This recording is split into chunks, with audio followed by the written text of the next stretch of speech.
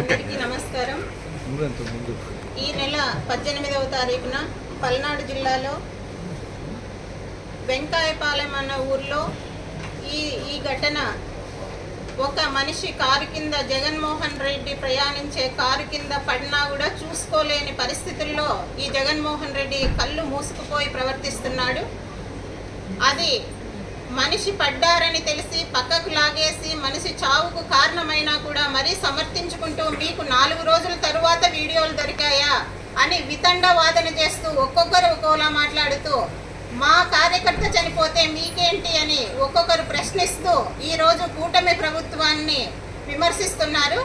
ఇప్పుడు కార్యకర్తకే కాదు మా కూటమి ప్రభుత్వానికి అధికారం ఇచ్చిన ప్రజలకు రెస్పాన్సిబిలిటీగా ఆయన ప్రాణాలకు కూడా ఈ ప్రభుత్వమే బాధ్యత వహిస్తూ ఆయన సెక్యూరిటీ ఈరోజు చూసుకుంటున్నది కూడా ఈ ప్రభుత్వమే అని ఈ వైసీపీ నాయకులు కార్యకర్తలు జగన్మోహన్ రెడ్డి గారు అందరూ గుర్తుపెట్టుకొని మాట్లాడాలి.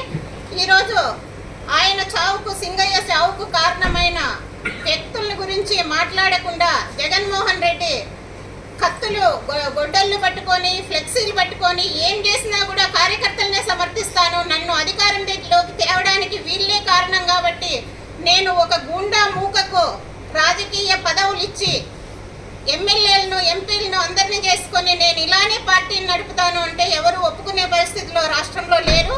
కాబట్టి మీరు అన్నీ అర్థం చేసుకొని 11 సీట్లకు దిగజారిపోయినా కూడా మీ అహంకారం ఈ ఆంధ్రప్రదేశ్ పైన చూపిస్తున్నారు. ఇవన్నీ మానుకొని పరిపాలనలో ఏమన్నా లోపాలను ఎత్తి చూపితే ప్రజలకు ఉపయోగకరంగా ఉంటుంది. చెప్పిన హామీలు కానీ నెరవేర్చనివి కానీ ఇలాంటివి మీరు రైజ్ చేసి ప్రభుత్వాన్ని అలర్ట్ చేయాల్సిన బాధ్యత ప్రతిపక్ష పార్టీకి ఉంది.